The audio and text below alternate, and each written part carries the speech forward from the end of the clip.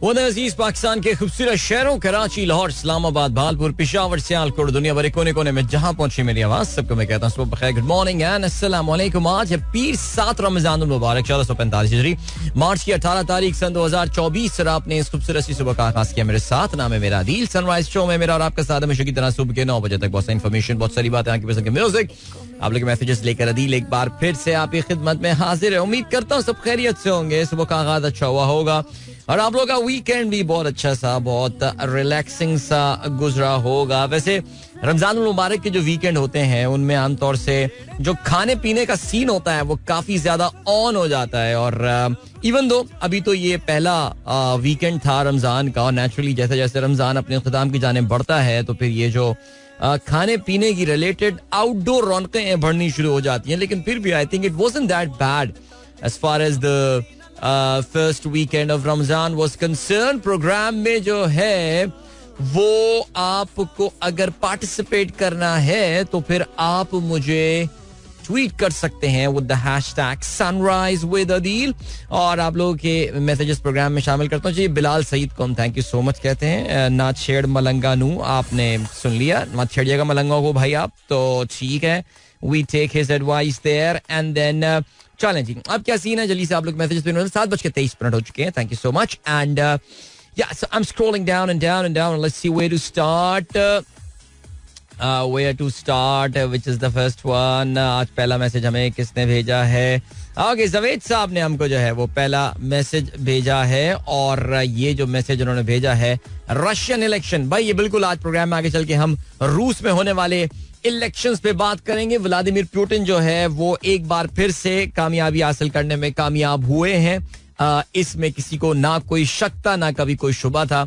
यानी सोचें कि जिन इलेक्शंस में सिकंदर सुल्तान राजा मुबस्सिर के तौर से बुलाए जाए, खैर एनीवे आई डोंट थिंक रूस ने उनका रेज्यूमे पढ़ा होगा, लेकिन मैं तो ऐसी मजाकन बात कर रहा हूं। लेकिन इसमें खैर कभी भी कोई शक नहीं था, व्लादिमीर पुतिन ने रिकॉर्ड नंबर ऑफ वोट्स जो हैं वो हासिल किए। I mean that's what you call a landslide victory, और well that was never in doubt. So चलें जी, इसके अलावा आइसलैंड में वॉल्केनिक इरप्शन हुई है, और again some spectacular pictures from Iceland. Iceland एक बहुत ही ज्यादा एक्टिव वॉल्केनिक एरिया है। यहाँ पे अक्सर कुछ सालों बाद, हर कुछ सालों बाद जो है यहाँ पे वॉल्केनिक इरप्शंस जो है वो हो रहे होते हैं, और इस तरह की हमें लावा जो है वो फैलता हुआ जमीन के ऊपर तैरता हुआ जो है नजर आ रहा होता है। सो या अनदर वन देयर। और बाकी क्या सीन है? बिलाल अहमद साहब कहते हैं, what if I tell you Ellyse Perry has more FIFA knockout goals than Ronaldo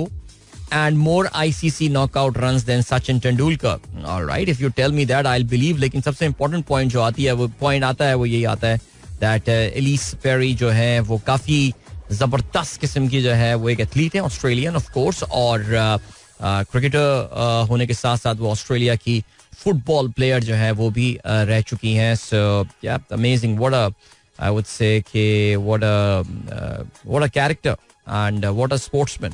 I mean बहुत एलीट स्पोर्ट्समैन है। यानी अगर आप ऐसी स्पोर्ट्समैन जो कि खवातीन और हजरात दोनों स्पोर्ट में जो है वो अपने मुल्क को रिप्रेजेंट कर चुके हैं, it's a very rare combination. We don't really hear a lot के किसी खिलाड़ी ने एक मुल्क में अपने मुल्क को एक स्पोर्ट में अपने मुल्क को रिप्रेजेंट किया हो और दूसरे स्पोर्ट में भी उसके पास कलर हो। That's pretty unusual. So yeah, thank you Bilal. तहसीन अमजद कहते हैं, Happy 7th of Ramadan to all my friends. It's very beautiful and refreshing morning. What sort of controversial and disrespectful Ramadan transmission are being broadcast by Sama TV from Lahore? Yeah, I have absolutely no idea what sort of controversial and disrespectful Ramadan transmission is being broadcasted by Sama TV from Lahore. कोई अगर आप चीज बता दें उस पर तो फिर भाई आपको अपना उस पर पर्सपेक्टिव बयान कर देगा। मैं तो ना, अल्हम्दुलिल्लाह हमारे घर में अब टीवी भी चलता है, ना कोई इस तरह टीवी चैनल्स आ रहे होते हैं। सो जितनी हमारी मीडिया की ज़रूरत हैं वो हम या टेलीविजन की ज़रूरियात हैं वो अपने मोबाइल या अपने लैपटॉप से पूरी कर लेते हैं। एंड या वैसे वाकई I am not joking by the way, since that renovation that took place at our home there is no active television at our house. So एक छोटा सा टीवी है जो इधर से उधर कहीं मूव करता रहता है। It's like a roaming television that we have, so it move from one room to another. इतना हल्का फुल्का सा टीवी है कि सारा भी उसको उठा के जो है ना वो किसी एक रूम से दूसरे रूम पे जो है ना वो ले जाए। सो उसी पे किसी को नेटफ्लिक्स वगैरह लगाना होता है तो वो उस जगह पहुंच जाता है जहाँ नेटफ्लिक्स का दिल चाहता है। सो ये है सूरत हाल मैन. चलें जी, ऑल राइट. सो मुझे बता देना तहसीन, क्या कर दिया समा टीवी ने ऐसा यार. रियाजुर रहमान साहब कहते हैं वर्ल्ड्स मोस्ट विजिटेड सिटीज. अरे माशाल्लाह माशाल्लाह जनाबे वाला. Euromonitor International report reveals that world's top 10 cities for the number of international arrivals in 2023.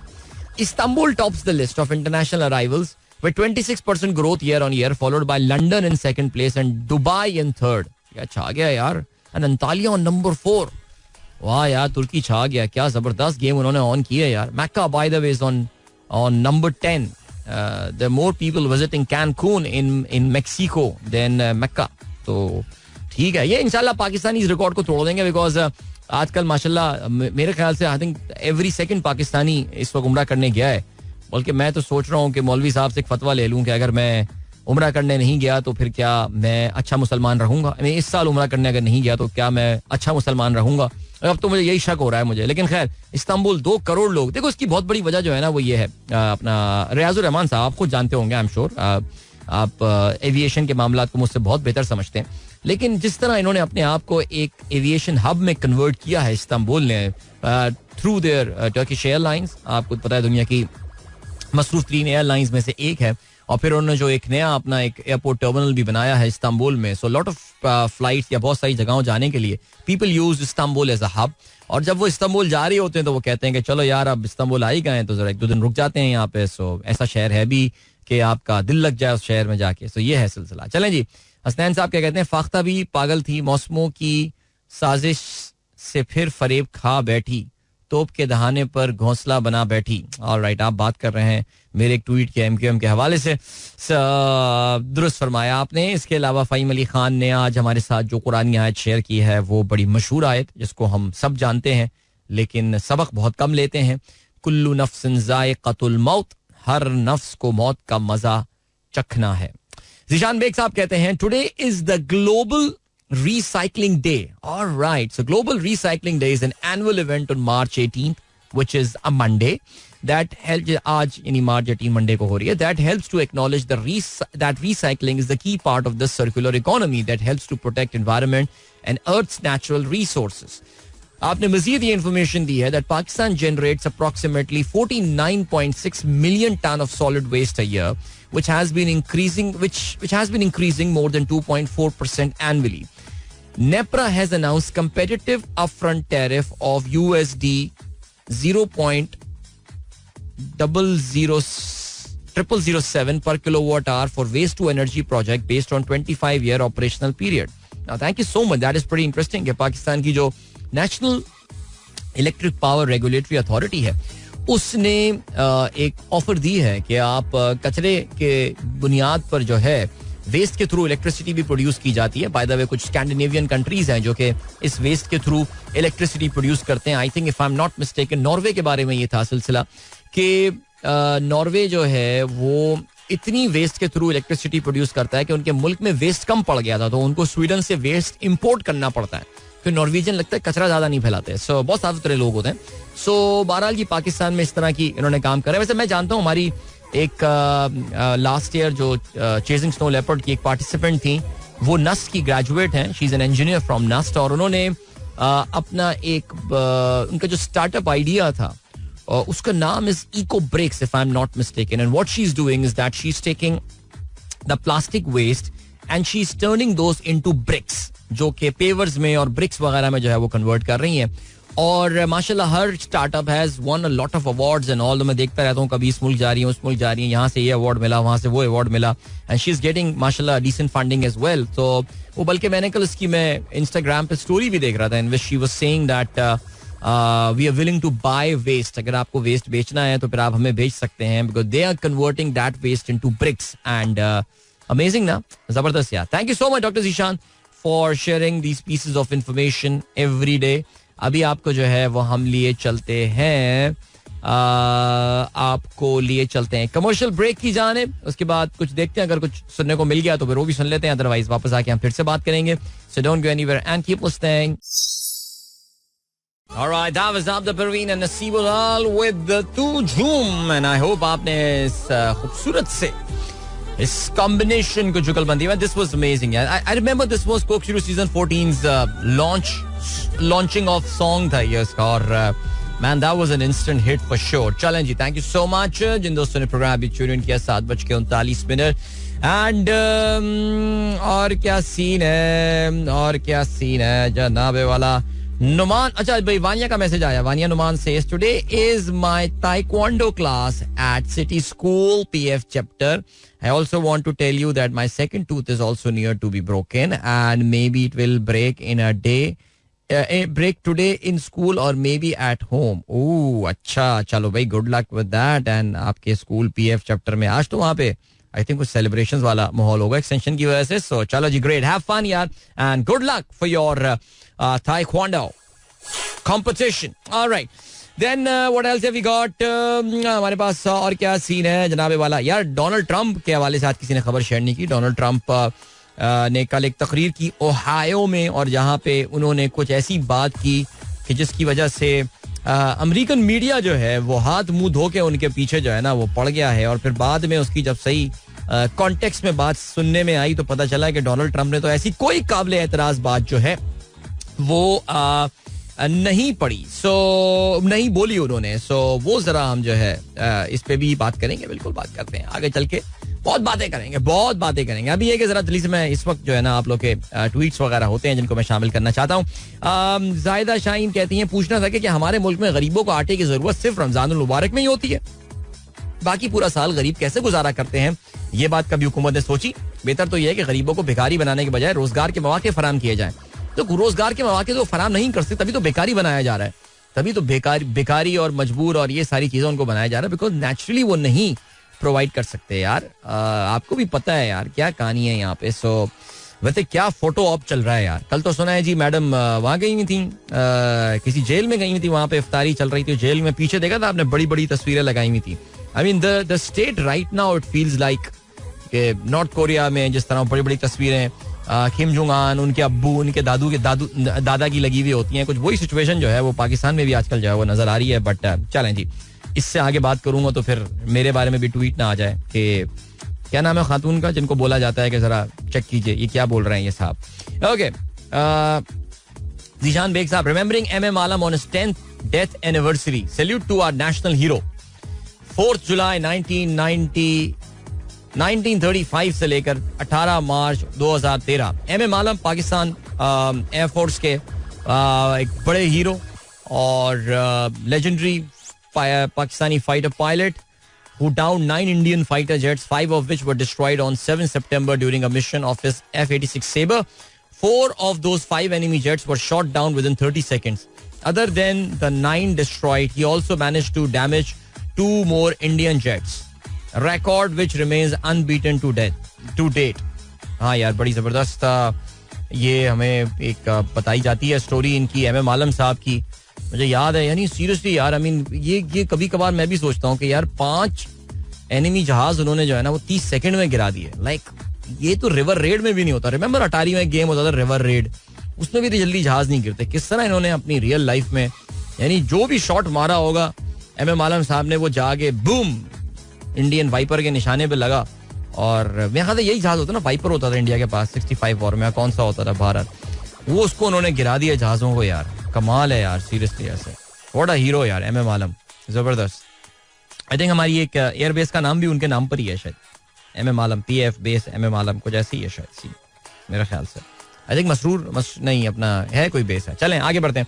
और क्या सीन है, एयरफोर्स के बड़े ट्वीट्स आ रहे हैं आज. क्या बात है भाई, आप एयरफोर्स पे मुझसे बात करवाना चाह रहे हैं बहुत ज्यादा. चलें, इसके अलावा सुलेमान, अच्छा नहीं, अताउर रहमान साहब कहते हैं what's going on in UK, perhaps all is not well. Suleman Ahmed के एक बेसिकली ट्वीट है जो उन्होंने शेयर किया. British royal family preparing to make a major announcement. Could this be about Kate Middleton? Is she dead? Why would, मेरे ख्याल से ऐसे कहते हैं कि मरने वाली क्या बात है. डिवोर्स वाली गेम लग रही है, काफी हद तक डिवोर्स वाली गेम ऑन लग रही है, लेकिन मारने वाली बात कहां से आ गई केट को यार. अच्छा जी, इसके अलावा अताउर रहमान साहब कहते हैं when will be able to access Twitter without restriction, it's been a long blackout now. So जी बिल्कुल, कल 1 महीना जो है ना वो ट्विटर के ब्लैकआउट को हो चुका है. और जब ये ब्लैकआउट का आगाज हुआ था उस वक्त पाकिस्तान में मुझे नहीं पता उस वक्त तक क्या, हाँ उस वक्त पाकिस्तान में केयर टेकर गवर्नमेंट थी. अब पाकिस्तान में एक इम्पोज्ड जमहूरी हुकूमत हमारे ऊपर जो इम्पोज की गई है वो है. और आपने ये देख लिया कि इस इम्पोज्ड हुकूमत के जो इंफॉर्मेशन मिनिस्टर हैं मिस्टर अता दारड़, उन्होंने अपनी पहली कॉन्फ्रेंस में ही जो है वो इस बात को मानने से इनकार कर दिया था कि हमारे पास या हमने जो है ना वो ट्विटर पे कोई बैन वैन या कोई और चीज जो है वो लगाई हुई है. सो इसका मतलब ये हुआ. अच्छा इंजीनियर बाबू से दरख्वास्त है जरा स्टूडियो तशरीफ लें, मैं जरा सा कंफ्यूज हो रहा हूँ. Engineer babu kindly, thank you. So उससे अंदाजा ये हुआ कि हुकूमत तो बिल्कुल मूड में नहीं है इस ट्विटर. वो तो बल्कि कहते हैं ना कि अच्छा एक सेकंड प्लीज रुकिएगा गाइस.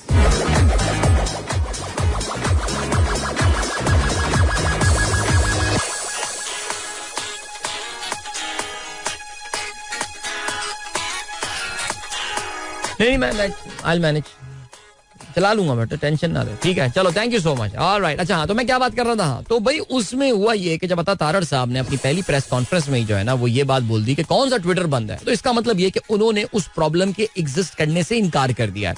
सो पाकिस्तान में गैर एलानिया पाबंदी है.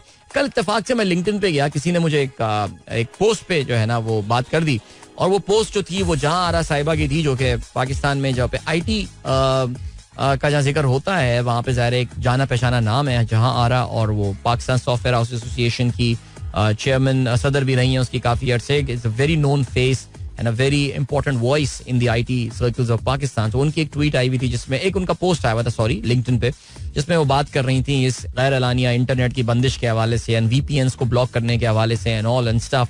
सो पाकिस्तान का IT सेक्टर, चले मुझे कम से कम खुशी इस बात की हुई कि यार किसी ने कुछ बोला. तो अब ये क्या एक बाकायदा मुनज़्ज़म तंजीम के तहत पाकिस्तान की जो बड़ी IT कंपनियां, बिकॉज आपको पता है कि जी IT पाकिस्तान का वो सेक्टर है जिसके बारे में कहा यह जा रहा है कि ये जो प्लान बनाया गया है पाकिस्तान की इकोनॉमिक रिसर्जेंस का, उसमें IT is a very important corner stone of that. So क्या पाकिस्तान के तमाम IT के जो बड़े, अभी तक तो सब बिल्कुल चुप होके, जैसे कहते हैं ना उन्होंने अपने लबों पर जो है ना वो बिल्कुल सील किया हुआ है, एल्फी लगा के उन्होंने बंद किए हुए, कोई इसके हवाले से बात नहीं कर रहा, बिकॉज ज़ाहिर एक डर और खौफ का माहौल जो है वो इस तरह पैदा कर दिया गया है. हमें लगा ये कि यार ये शायद तब्दीली हुकूमत के आने के बाद से आ जाएगी, लेकिन लग नहीं रहा कि फिलहाल ट्विटर जो है वो खुलेगा. बल्कि मेरा ये ख्याल है, और मैं अपनी इस बात पे काफ़ी ज़्यादा वो करता हूँ, that Twitter is a test case. ये एक टेस्ट केस है, ठीक है जी, बाकी आप समझ सकते हैं. आसान शेख क्या कहते हैं जी, दो यार ये बहुत कल से नजर आ रहा है भाई, इसका कोई जवाब दे दे अच्छा सा. 2 मुर्गियां 2 दिन में 2 अंडे देती हैं, तो 6 मुर्गियां 6 दिनों में कितने अंडे देंगी? अब आप लोग बता दीजिए भाई इसका आंसर क्या है. ठीक है जी. और फहीम अली खान कहते हैं, bro isn't it interesting, nearly half of the gold ever mind has come from one place, Witwatersrand, South Africa. Yeah, this is quite interesting. ये बात तो मुझे भी नहीं पता थी. I knew South Africa is a major gold producer in the world, the biggest in the world, but सबका सब आधा जो है वो वहीं से ही निकलता है दुनिया भर में. ये बड़ी जबरदस्त बात है जी. ओके जी, और क्या सीन है? जल्दी से हम ब्रेक की जाने पड़ते हैं. कुछ मैसेजेस आप लोग के और भी यहाँ पर मौजूद हैं, लेकिन थोड़ी देर बाद जो है वो आपको हम बाकी मैसेजेस शामिल करेंगे. If you wish to participate in the program as well, आप मुझे ट्वीट कर सकते हैं with the hashtag Sunrise with Adil. मिलते हैं आपसे इस कमर्शियल ब्रेक के बाद. Don't go anywhere and keep listening. Alright, that was Atif Aslam with Rabba Sach, of course. Faiz का ये मशहूर पंजाबी कलाम, और जबरदस्त यार, बेहतरीन है, मुझे बहुत पसंद है. आप कुछ भी कहें इस बारे में, लेकिन I really love it. Alright, चलें जी, ग्रेट. आज के अखबारात में शामिल आम खबरों पर हम नजर तो डालते हैं, लेकिन जाहिर है आज की जो बड़ी ब्रेकिंग न्यूज है वो आज तकरीबन सहरी के टाइम पर जो है ये ब्रेकिंग न्यूज आई थी, और इस वक्त ज़ाहिर अखबारात तो उसको कवर नहीं कर सकते बिकॉज अखबार तो उस वक्त डिस्ट्रीब्यूशन की स्टेज पर जा चुके होते हैं. हावेवर हुआ क्या सीन है? हुआ ये है कि आप जानते हैं कि अब से तकरीबन कोई 1.5 दिन पहले नॉर्थ वजीरिस्तान में अफगानिस्तान की जानिब से पाकिस्तान की एक पोस्ट पे जो है वो हमला किया गया, जिसमें पाकिस्तान फौज को जो है वो भारी जानी नुकसान उठाना पड़ा, जिसमें एक लेफ्टिनेंट कर्नल के साथ एक हमारे कप्तान जो है वो भी शहीद हुए, और ऑफ कोर्स उसमें हमारे कुछ सिपाही भी शामिल थे शुहदा में. आपने कल तस्वीरें भी देखी होंगी और वीडियो भी देखी होंगी कि सदर मुमलिकत आसिफ जरदारी वॉज देयर, इसके अलावा joint chief was there and army chief was there as well. So हुआ ये है कि जी आज अलग सुबह पाकिस्तान एयरफोर्स की जानिब से रिटेलिएटरी स्ट्राइक्स जो है वो की गई हैं इन दी ये अफगानिस्तान के 2 एरियाज जो हैं वो ये बताए जाते हैं कि जिनको टारगेट किया गया है फॉर दीज स्ट्राइक्स, और ये स्ट्राइक्स अफगानिस्तान के अंदर जाकर की गई। According to reports which have been received from Afghanistan, there have been aerial strikes in 2 different areas situated in Khost and Paktika provinces on the shared border with Pakistan's North and South Waziristan tribal district, respectively. A senior source, while talking to Khorasan Diary, में Khorasan Diary एक social media handle है जो कि इस area की खबरों के हवाले से मेरे ख्याल से एक अच्छा पोर्टल मैं मानता हूँ. अच्छा जी, a senior source said that the strikes targeted 2 separate locations, namely Laman in Paktika and Pasamela in Khost. Commander Abdullah Shah's house has been targeted in one strike in Paktika. अच्छा जी, कहते ये हैं कि ये कमांडर अब्दुल्ला जो है, जो कि थोबागाड़ के नाम से ऑपरेट करता है, वो नोम दु गोयख जिसको कहा जाता है, ये साउथ वजीरिस्तान से इसका ताल्लुक है.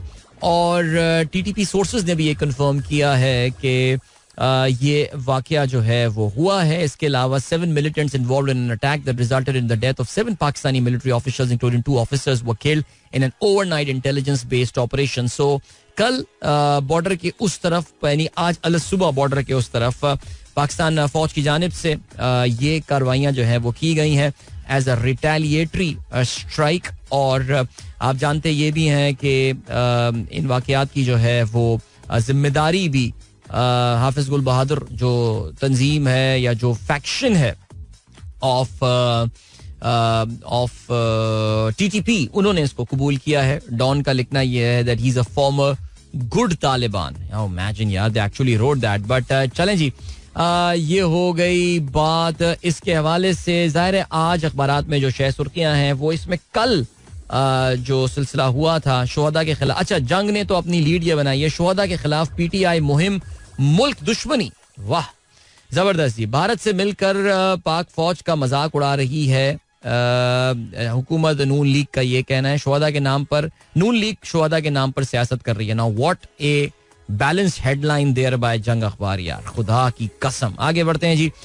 डॉन का ये लिखना है president vows retaliation as attacks continue. Express का ये कहना है दहशतगर्दों से शोहदा के खुद खून का खराज लेंगे. Lieutenant colonel Kashif Ali, captain Ahmed Badar समीत साथ शोहदा की नमाज जनाजा अदा कर दी गई. सऊदी वली अहद का रमजान के बाद दौरा पाकिस्तान मुतवक्को. वजीर आजम शहबाज शरीफ ने शहजादा मोहम्मद को तहनीती फोन के दौरान दौरे की दावत दी थी. अच्छा, अगर आपको याद हो तो ये काफी अरसे से दावत एक्सपेक्ट की जा रही है. अगर आपको याद हो तो शहबाज शरीफ साहब भी जब PDM-1 के दौर में गए थे वहां पे तो कहा गया था कि जी इनसे मुलाकात हुई है, लेकिन वो आपको पता है कि कभी आज तक उसकी कोई फुटेज वगैरह जो है वो रिलीज नहीं हुई. लेकिन खैर, चलें जी आगे बढ़ते हैं. और क्या सीन है जी. अवैस लगारी हुकूमत ऑलरेडी कैबिनेट में रीशफलिंग शुरू हो गई है जी. अवैस लगारी से वजारत रेलवे का कलमदान वापस ले लिया गया और पाकिस्तान की अहम तरीन मिनिस्ट्रीज में से एक वफाकी वजीर तवानाई इनको जो है वो बना दिया गया है. मरियम नवाज की बरवक्त मुदाखलत, और माशाल्लाह मलिका बुखारी का नाम ECL से निकाल दिया गया. ये अच्छा फोटो ऑप की अपॉर्चुनिटी कल मिली है मरियम को. बहरहाल जी, इनकी बहन का, इनकी हमशीरा का ऑस्ट्रेलिया में इंतकाल हो गया. She was suffering I assume from cancer for the past some time और unfortunately she passed away yesterday. आगे बढ़ते हैं जनाब. क्या है जी. Air chief marshal Zaheer Babar Sindhu की मुलाजमत में 1 साल की तौसी.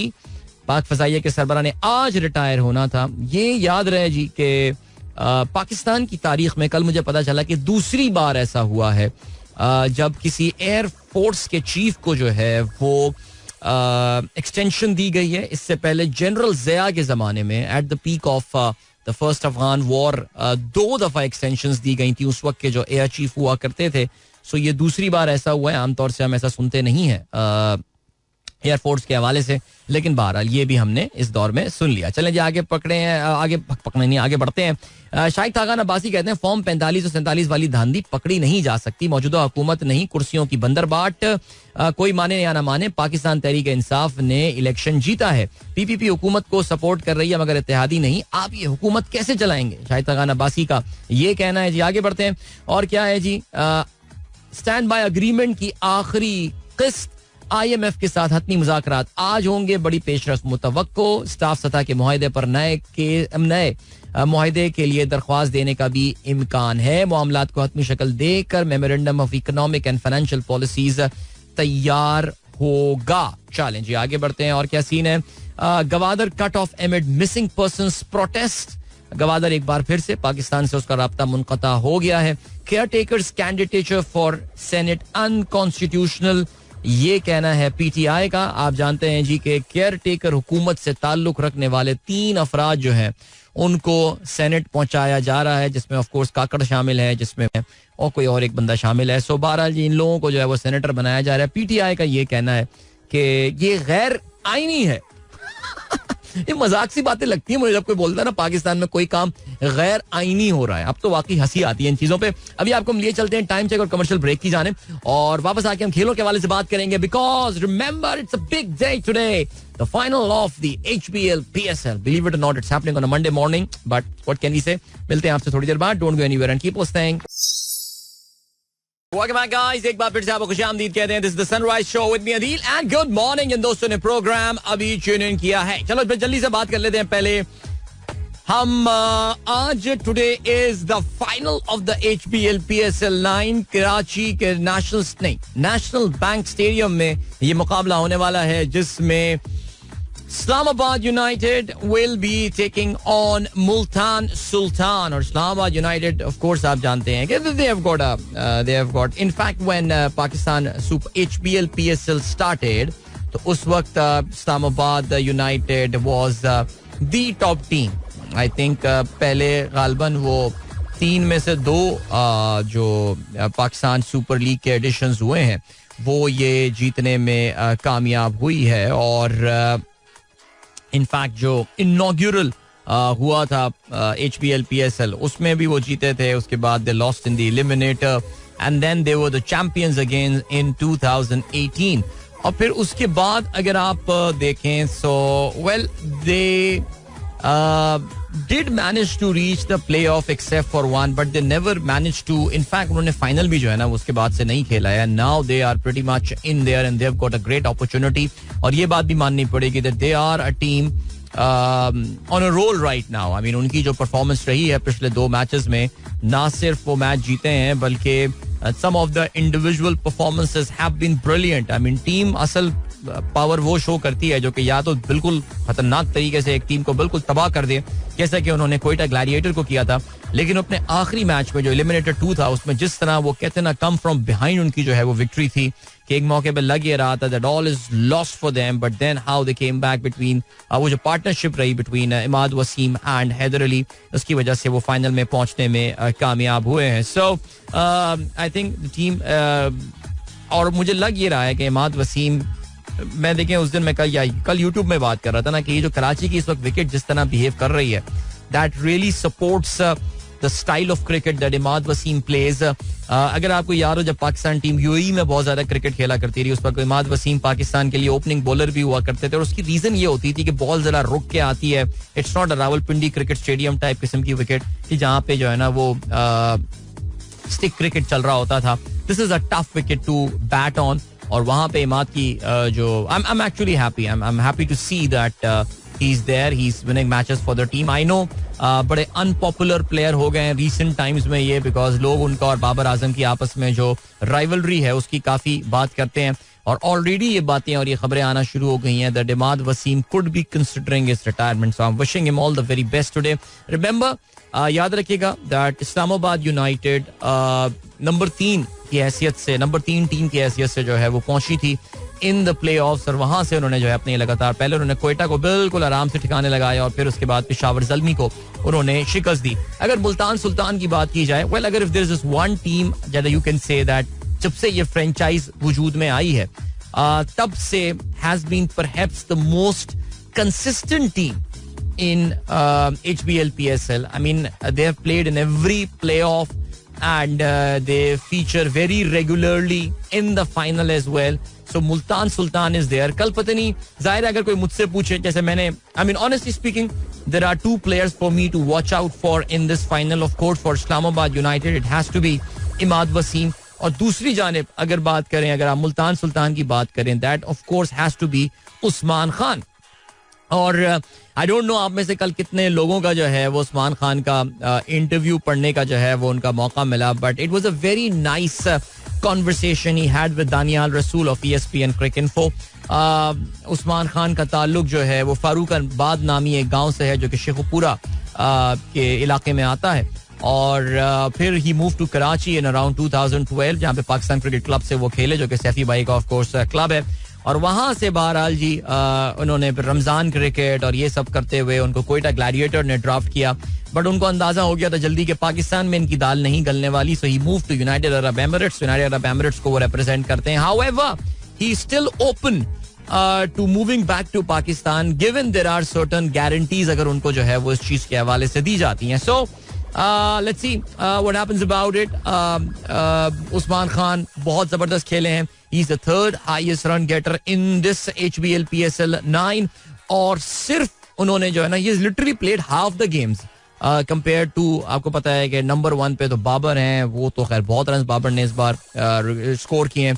नंबर 2 पे रिजवान है. I really don't think Rizwan can catch up, और रिजवान जो है वो उनको कैचअप करने में कामयाब हो जाएंगे in this last game naturally, because ज़ाहिर डिफरेंस जो है वो तकरीबन कोई 200 रन के आसपास का है.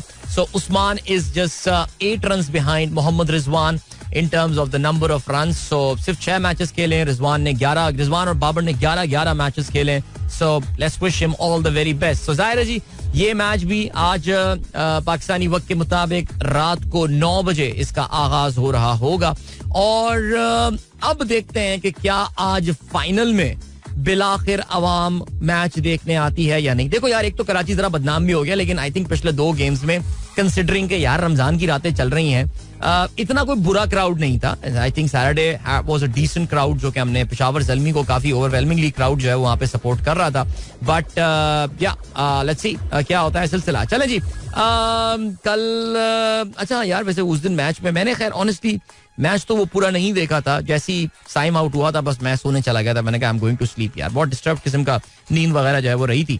वैसे यार मैं इस बार नोट कर रहा हूँ यार, मैं खानदान में भी जा रहा हूँ, बच्चे को PSL इस बार बात नहीं कर रहे हैं यार, क्या है यार पता नहीं. वरना हमारे खानदान में ननियाल की साइड पे खास तौर से क्रिकेट का बहुत ज्यादा जिक्र होता है, और जहाँ कोई 4-5 लड़के जमा हुए और क्रिकेट का जिक्र होना शुरू हो जाता है, लेकिन अभी इस बार नहीं हो रहा यार. Nobody is talking about that, which is quite. बाकी मुझे एहसास ये हो रहा है कि उस दिन हमने क्यों नहीं बात कर रहे थे क्रिकेट पे, नहीं कर रहे थे बात. बहरहाल चलें जी. ओके, बाकी का सीन है that good luck to both the teams. Okay, good luck to both the teams. तो अगर इस्लामाबाद यूनाइटेड ये टूर्नामेंट जीतने में कामयाब हो जाता है तो they would become the first team to win HBL PSL 3 times, which is quite crazy man, right? चलें जी, ग्रेट. मुल्तान सुल्तान इससे पहले भी आपको पता है टूर्नामेंट अपने एक दफा नाम कर चुका है, सो वो जीत गए तो फिर they will become the third team to win this tournament twice, जिसमें of course Lahore Qalandars and Islamabad United itself शामिल है. चलें जी, ग्रेट. जल्दी से अब बात कर लेते हैं जाने से पहले अबाउट FA कप.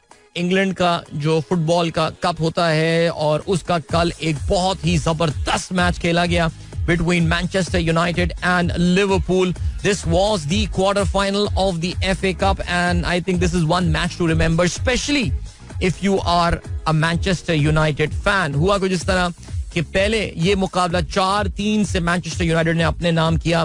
नेचुरली अगर इस इवन दो ओल्ड ट्रैफर्ड में ये मैच खेला गया, लेकिन इन दोनों टीमों की क्वालिटी में जो डिफरेंस है उसमें मैच से पहले अगर आपको पूछते तो anyone would have said that Liverpool is going to win that game. In fact जब लिवरपूल ने पहला गोल कंसीड किया था तो उस वक्त मैं सोच रहा था हमारे एक दोस्तों के ग्रुप में मजाक से लिख दूं, so Liverpool is going to win this 2-1, और हो ऐसा ही रहा था. Liverpool was winning this game 2-1 until the 87th minute, जब एंटनी के गोल की बदौलत मुकाबला 2-2 गोल से बराबर हुआ, और फिर ये मुकाबला चला गया एक्स्ट्रा टाइम में, और एक्स्ट्रा टाइम में एलियट ने गोल स्कोर किया 105वें मिनट में, लेकिन मार्कस रशफोर्ड ने 112वें मिनट में इस गोल को बराबर किया.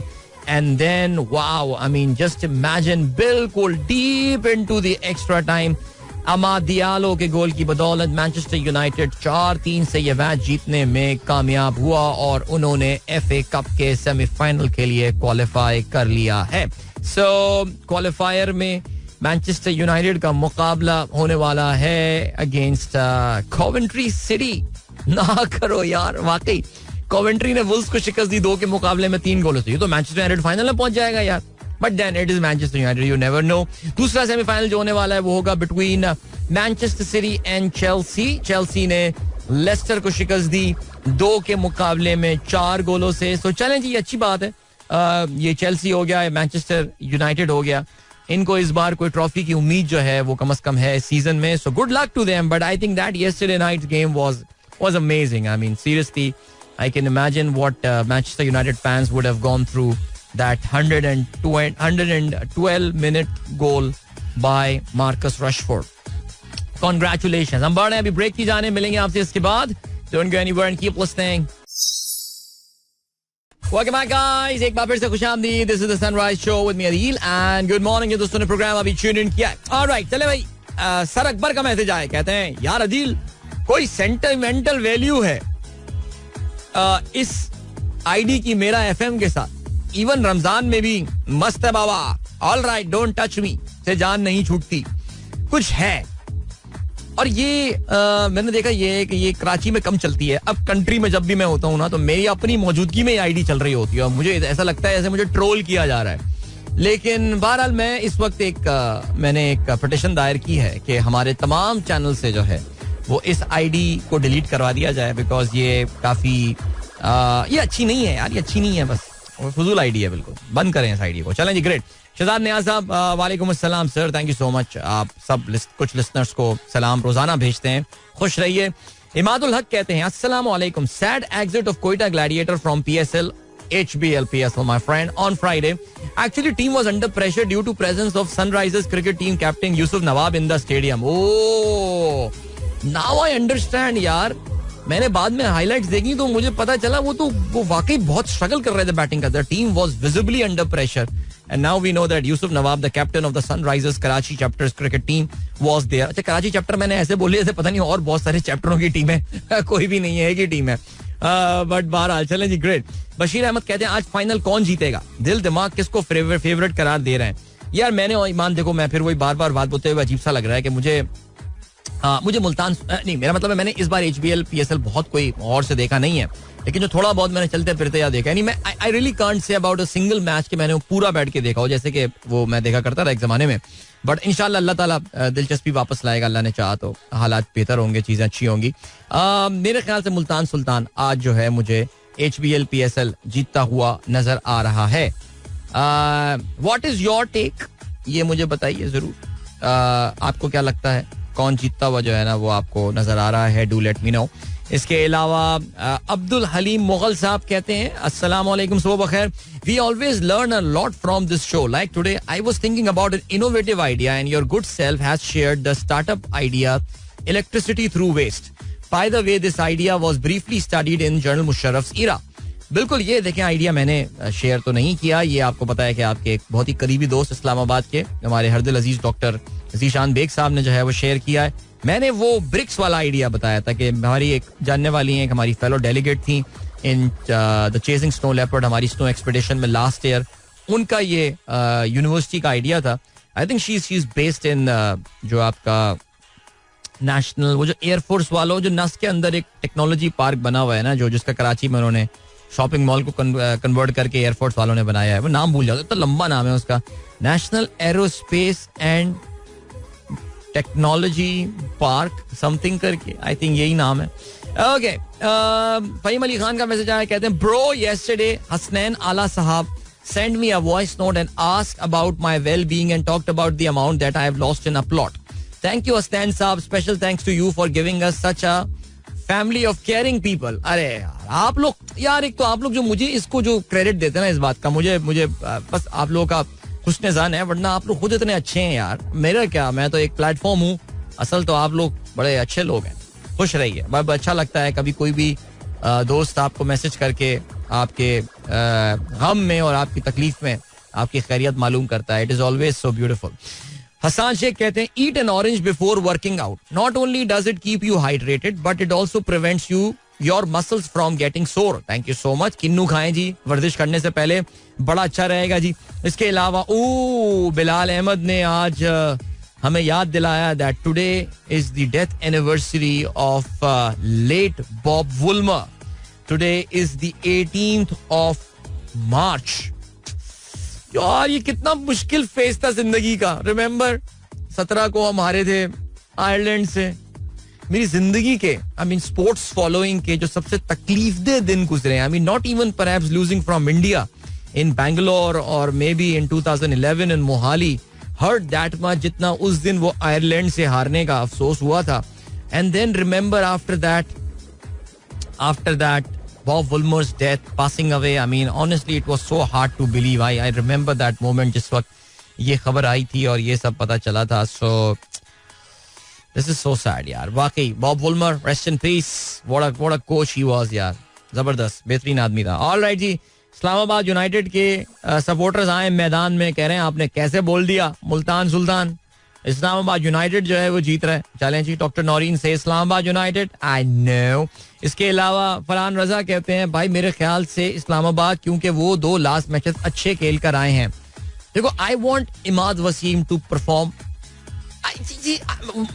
आई ऑलरेडी टोल्ड यू अबाउट यार, मेरी इस बार कोई प्रेफर्ड टीम नहीं है, कुछ भी नहीं है, और जो भी जीत जाए. But I want these 2 guys to perform. Our boy from Shekhupura, Usman Khan, and the Islamabadi dude, Imad Wasim. इनको मैं चाह रहा हूँ कि ये 2 परफॉर्म करें यार. I don't know why. बाकी कोई भी टीम जीत जाए यार, आपस में ड्रॉ हो जाए, टॉस पे आ जाए मामला. I'm a bit indifferent this time. लेकिन I'm here for good cricket, mate. I really want Naseem Shah to take a couple of wickets and give less than 30 runs in his overs and all. ये वाली कहानी है अपनी तो यार. But good luck if you are in Islamabad और Multan Sultan fan. And इस बार वो राइवलरी वाली गेम तो नजर नहीं आ रही थी बहुत ज्यादा, लेकिन फिर भी जो भी है, good luck to you all. Alright, that was Sami Yusuf and of course Abda Parveen with Ya Hayyu Ya Qayyum.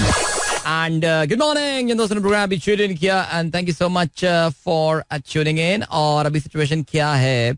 Situation ये है कि अभी हम बात कर लेते हैं जरा डोनाल्ड ट्रंप के हवाले से. और डोनाल्ड ट्रंप के हवाले से यार, कल अमेरिकन या पूरा वेस्टर्न मीडिया जो है ना, वो तबाही फेर दी उसने. उसने कहा कि डोनाल्ड ट्रंप ने ये बोला है, अगर मैं इलेक्शन नहीं जीता so there is going to be bloodbath in America. All right, उसने कहा कि ब्लड बाथ जो है अमेरिका में होने वाला है. Now the CNNs and these NBCs and the CBS of the world, यानी अमेरिकन मीडिया का वो हिस्सा या मगरबी मीडिया का वो हिस्सा जो कि चाहता है कि डोनाल्ड ट्रंप दोबारा इख्तियार में ना आए. उन्होंने कहा कि जी डोनाल्ड ट्रंप ने कहा है कि अगर मैं नहीं आया तो मुल्क में खून खराबा हो जाएगा. अच्छा, मैंने भी जब ये बात सुनी तो मैंने कहा कि यार ये जरा, बल्कि Ahmad share that news with me and he said बाबा उसने ऐसा बोला है. मैंने कहा यार कुछ अजीब सी बात बोल दी डोनाल्ड ट्रंप ने, पता नहीं क्या हो गया. बिकॉज देखिए बात पता है क्या है, अगर आप डोनाल्ड ट्रंप की इस बार की कैंपेन को सुने, वी रिमेंबर इस 2016 कैंपेन, और उसमें उसने बड़ी अजीबोगरीब किस्म की बातें किया करता था. रिमेंबर ही सेड दैट मुस्लिम मुल्कों से मैं जो है वो पाबंदी लगा दूंगा. I am going to put a complete ban on the arrivals from Muslim countries until we figure out what the hell is going on. फिर उसके बाद उसने कहा कि I'm going to build that wall between America and Mexico, that beautiful wall, and I'm going to make Mexico pay for it. वो तालियां public आवाम की तरफ से. So इस बार की अब तक की डोनाल्ड ट्रंप की अगर आप कैंपेन देखें तो he has been pretty circumspect. वो अपने, बल्कि मैं बड़ी मजेदार बात है, मैं अभी New York times is very anti Trump. खैर अमेरिका की ज्यादातर पब्लिकेशन जो है वो एंटी ट्रंप ही हैं. तो मैं न्यूयॉर्क टाइम्स के ना आई थिंक फ्राइडे या थर्सडे को एक जब इसने कामयाबी हासिल की थी in the primaries and all, so उसमें मैं जब ये पढ़ रहा था,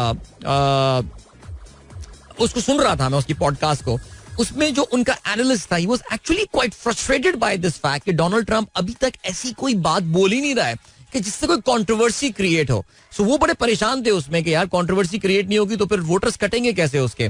सो कल जब ये मैंने बात सुनी तो फिर मुझे जो है वो ये एहसास हुआ, मैंने कहा ले भाई डोनाल्ड ट्रंप ने जो है ना वो अपना पहला जो है वो ब्लंडर जो है वो यहाँ पे मार दिया है. नो, सो अब सीन ये हुआ है कि इन्होंने डोनाल्ड ट्रंप साहब ने, जब मैंने फिर क्या हुआ कि बाय द वे ये कल इलॉन मस्क ने भी आके जो है ना उस पर क्लैरिफिकेशन दी है दैट व्हाट डोनाल्ड ट्रंप, तो वो पूरा क्लिप जब मैंने सुना ओहायो में तकरीर करते हुए, so he was talking about the American automobile industry.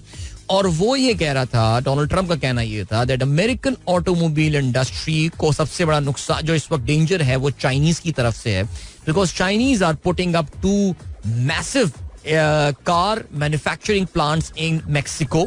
और because of the free trade agreement that exist between Mexico, Canada and the United States, ये क्या करेंगे कि चाइनीज अपनी गाड़ियों को मेक्सिको में मैन्युफैक्चर करके, जिसमें कोई अमेरिकन स्टेक नहीं होगा, उसको बॉर्डर पार लेकर आएंगे और अमेरिकन्स को लाके बेचेंगे. And what the Americans will do is that these cars are going to be so cheap that Americans will start switching to the Chinese car. And that is going to cause a lot of damage. वो American economy को और American automobile industry को जो है वो काफी damage करेगा. So clearly the context was that there is going to be a bloodbath in the automobile industry of America. उसको इन्होंने जो है ना, उसने जो जुमला बोला वो there is going to be, पूरा उसने बताने के बाद ये कहानी उसने कहा, and I am going to tell she because he is my good friend but he knows how I work. तो उसने बोला कि भाई मैं प्रेसिडेंट शी को भी बता दूंगा कि this is not how it's going to work. Now that is typical Donald Trump. I mean वो उसी तरह की बातें करता है. लेकिन यार ये तो उसने कोई बात नहीं बोली थी. यानी जिस तरह हमारे यहाँ भी अक्सर सियाक व सबाक से बातें निकाल कर जो है वो प्रेजेंट कर दिया जाता है, वही अमेरिकन मीडिया में भी इस वक्त फुल टाइम चल रहा है, वेस्टर्न मीडिया में खास तौर से, who really do not want to see Donald Trump in the presidency. लेकिन मुझे लग रहा है कि ये जो उन्होंने ब्लड बाथ वाली जो बात की है, this has been busted now. And जाहिर है उसकी फिर एक जब वो पूरे कॉन्टेक्स्ट में आप भी सुनेंगे तो आपको समझ में आएगा कि ट्रम्प जो है वो एक्चुअली कहना क्या चाह रहा था. So this is not the first time and definitely not the last time कि डोनाल्ड ट्रम्प के साथ जो है वो ये हो रहा है. अमेरिकन मीडिया में एक फ्रस्ट्रेशन है, specially about the way Donald Trump की legal team is handling his cases. Because Donald Trump के, आपको पता है, 4, मैं आई थिंक पहले काफी दफा ये बात कर चुका हूं, लेकिन उनपे जो है ना वो 4 मेजर केसेस चल रहे हैं जिसमें उनको सजाएं हो सकती हैं. Now that could be about the hush money, जो उन्होंने एक पॉर्न स्टार को पैसे दिए थे चुप रहने के लिए. उन्होंने जॉर्जिया के इलेक्शंस को बदलने के लिए, उसका नतीजा चेंज करने के लिए उन्होंने जो है वो बकौल उनके जो प्रोसिक्यूशन का ये कहना है कि उन्होंने बदलने की कोशिश की थी. जो हमला हुआ था ऑन द कैपिटल हिल जनवरी 2021 में, और एक और भी केस. तो बहरहाल उन तमाम वो जो डॉक्यूमेंट्स ले गए थे अपने साथ वो उठा के, रिमेंबर दैट क्लासिफाइड डॉक्यूमेंट जो अपने साथ ले गए थे, लाइक उससे मिलते जुलते केस में आपको पता है कि जो बाइडेन को क्लीन चिट दे दी गई थी, but they are going after Donald Trump. तो डोनाल्ड ट्रम्प के जो वुकला हैं वो इस वक्त पूरी ये कोशिश कर रहे हैं कि किसी ना किसी तरह इस पूरे मामले को जो है वो साल के एंड तक लेकर जाया जाए. So wait for the presidential election, और फिर अगर प्रेसिडेंट ट्रम्प वो इलेक्शन जीत जाते हैं, he is going to get वो कहते हैं कि he is going to get जो प्रेसिडेंशियल इम्यूनिटी मिलती है वो उनको जो है वो मिल जाएगी. सो मैं ये देख रहा था, पता नहीं कौन से मैं वेबसाइट पे पढ़ रहा था, जिसपे इन 4 केसेस का अभी इसका जो वो आया हुआ था, उन्होंने एक अपडेट उसके हवाले से दी हुई थी, और वो सुन के यही लग रहा था that he is quite frustrated about that. Like वो जो मैगजीन्स हैं और वो जो अखबार था वो काफी फ्रस्ट्रेटेड था कि यार ये केसेस कहीं आगे ही नहीं बढ़ रहे हैं. उनको भी शायद अब ये लग रहा है कि डोनाल्ड ट्रम्प को फिलहाल तो सजा होती भी नजर नहीं आ रही है. शायद वो भी कोई कच्चा खिलाड़ी नहीं है, वो अमीर आदमी है, बड़ा खर्चे वर्चे कर रहा है, पक्के लॉयर्स उसने किए हुए हैं जो कि इन मामलों को जो है ना बिल्कुल जितना घसीट सकते हैं वो घसीट रहे हैं. सो या लेट्स सी, मैं कहता हूं आगे मुकाबला करो यार, आगे करो ना, डिबेट करो आगे, फिर पता चलेगा. वैसे honestly speaking I really can't wait. मैं बार बार ये बात बोल रहा हूँ कि इनके डेमोक्रेटिक और रिपब्लिकन नेशनल कन्वेंशंस हो, अपनी ये जो नॉमिनेशंस हैं वो ये हासिल करें, और फिर उसके बाद जो गेम होगी वो ये होगी कि इनकी जो प्रेसिडेंशियल डिबेट शुरू होंगी. That is going to be so much fun. चलें जी, अभी आपको लिए चलते हैं एक कमर्शियल ब्रेक की जानिब और मिलेंगे आपसे इसके बाद. Don't go anywhere and keep listening. Welcome back guys, एक बार फिर से आपको खुशामदीद कहते हैं. This is the Sunrise Show with me Adil and good morning. इन दोस्तों ने प्रोग्राम अभी ट्यून इन किया है. चलें जी, ग्रेट. हम प्रोग्राम के खुदाम की जानिब हम बढ़ रहे हैं. एंड कामरान इसरार खान कहते हैं, अस्सलाम वालेकुम मदील, excited to witness PSL nine final today. Should be a thrilling match. Yeah, absolutely. HPL PSL का फाइनल, हम तफसील से इसके हवाले से बात की, and you are excited about it. It should be. And Awais Khan कहते हैं, भाई it happens a lot. You play some amazing song from the past and I had to skip listening the show to listening to that on repeat. आज रब्बा सच्चा फंस गया है, कमाल है सर आप. चलें जी, ग्रेट. रब्बा सच्चा मुझे भी बड़ा पसंद है यार, और इस पे बड़ा फिट काम जो है ना वो इसने किया हुआ है. चलें जी, बिल्कुल. नुमान यूसुफ कहते हैं, western media should look towards Pakistan justice system for inspiration. अब यार इतनी मैनेजमेंट जरा होती नहीं जितनी जबरदस्त मैनेजमेंट पाकिस्तान में होती है वैसे. लेकिन खैर, अजय रहमान खिलजी साहब ने जो है एनालॉजी ड्रॉ की है इमरान खान और डोनाल्ड ट्रम्प के केसेस के हवाले से. एंड या I think you pretty much spot on their. I mean कुछ केसेस की नौयत आपस में काफी मिलती जुलती जो है वो नजर आती है, लेकिन चलें देखते हैं जी कि दोनों को अपने ममालिक से जस्टिस. इमरान खान को तो आपको पता है कि बाकायदा पनिशमेंट हो चुकी है ट्रायल कोर्ट में इन तमाम केसेस में.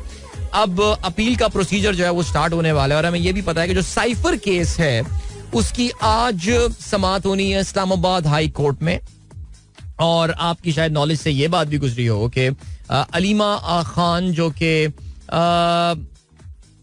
इमरान खान की हमशीरा हैं, उन्होंने ये भी कहा है कि पीटीआई के जितने लॉ मेकर्स हैं, जितने एमएनएज वगैरह हैं और जो सेनेटर्स होंगे, so they will also be there at the Islamabad High Court. और अब देखते ही हैं कि ये साइफर केस जो है इसमें आज क्या उसकी अपील ज़ाहिर है उसकी की जाएगी, समाअत है इसमें. So let's see what they have to hear about that. अच्छा, इसमें आपको भी पता है कि इसमें जो बेंच बना हुआ है, ये आपको पता है कुरैशी साहब को भी इसमें सजा मिली है और 10 साल की सेंटेंस इन दोनों को जो है वो दी गई है. और ये जो बेंच बना है इसमें chief justice Islamabad High court Aamir Farooq और इसके अलावा जस्टिस मियां गुल हसन औरंगजेब जो है वो इसमें हियरिंग कर रहे होंगे. सो चलें जी, इंटरेस्टिंग दिस. हमें इसके बारे में इंफॉर्मेशन जो है वो जाहिर है मिल जाएगी आज 1 बजे मेरे ख्याल से. इसकी as per the cause list इसका जो टाइम जो है वो दिया गया है. ओके चलें जी, इसके अलावा बात करते हैं रशिया के इलेक्शंस के हवाले से. व्लादिमीर पुतिन जो है वो 5वीं दफा सदर बनने में कामयाब हो गए हैं रूस के और एक लैंडस्लाइड उन्होंने जो है वो कामयाबी हासिल की है. He got more than 87% of the votes और अपनी विनिंग स्पीच देते हुए. ना चलो जी व्लादिमीर पुतिन, चलो यार देखो 87% पे तो विनिंग स्पीच बनती है. हमारे तो 87 सीटें भी नहीं मिली थी और विनिंग स्पीच जो है वो हो गई थी. लेकिन खैर एनीवे, सो हुआ ये है कि जनाब उन्होंने व्लादिमीर पुतिन ने मगरिब को एक ताना देते हुए ये बात बोली है that the democracy in Russia was more transparent than many in the West. अच्छा देखो यार, एक बात तो बड़ी, let's be very clear and let's be very open about something. Just because मगरिब का दुश्मन व्लादिमीर पुतिन है, that doesn't really mean कि व्लादिमीर पुतिन को बड़ा फरिश्ता और कोई बड़ा नेक आदमी है. I mean, इसके मुल्क में भी, अपने मुल्क में जमहूरियत को जो है वो सप्रेस किया जाता है, इसमें कोई शक नहीं है. और ये बात भी हमें पता है कि कोई मेजर कैंडिडेट को जो है वहां पे खड़ा नहीं होने दिया है इलेक्शन में. और हमने दूसरा एलेक्सी नवाल्नी का भी सुना मामला, जो भी था. नवाल्नी से आप किसी बात पर डिसएग्री करें, उसने मुसलमानों को मस्कीटो बोल दिया, कुछ भी बोल दिया, लेकिन यार if he said something wrong, people would vote him out. लेकिन तो रूस में भी कोई डेमोक्रेसी नहीं है. We know about this. That Putin is there. He's close to winning a war against the West. और ये नहीं चलनी जंग ज्यादा यार. अमेरिकन आपको पता है इलेक्शन पे बहुत डिपेंड कर रहा है. Even though I still feel that Trump might not be able to win. Trump आखिर में आके शायद इलेक्शन ये हार जाएगा, लेकिन फिर भी इस वक्त मुझे नहीं लग रहा कि वेस्ट में कोई बहुत ज्यादा इस वक्त एपेटाइट बची है इस जंग को जो है वो फर्दर कंटिन्यू करने के हवाले से. लेकिन बहरहाल जी, व्लादिमीर पुतिन ने अपने आप को 5 साल के लिए मजीद प्रेसिडेंट जो है वो कर लिया है. 2019 तक, 2030 तक इनफैक्ट वो रूस के जो है वो अब सदर रहेंगे. बाकी जो और कैंडिडेट्स वगैरह हैं उनको कोई 3% 4% इस तरह के वोट्स मिले हैं, बट ठीक हो गया. अब आई मीन सीरियसली स्पीकिंग, इसमें जो है वो यही पॉइंट है कि there are almost 2 generations in Russia now which haven't seen any leader than Vladimir Putin. For them, Vladimir Putin is the leader of the country. और वही रूस को, और इसमें कोई शक भी नहीं है कि पुतिन की लीडरशिप में रूस ने जो है वो अपने वो जो खोया हुआ वकार था, वो जो सोवियत यूनियन के खत्म होने के बाद और फिर बोरिस येल्सिन के दौर में वो जो 90s के एक लॉस्ट डेकेड थी रशियन फेडरेशन की, उसके बाद से पुतिन के इन दिनों में रूस ने जाहिर है एक स्ट्रॉन्ग कमबैक किया है.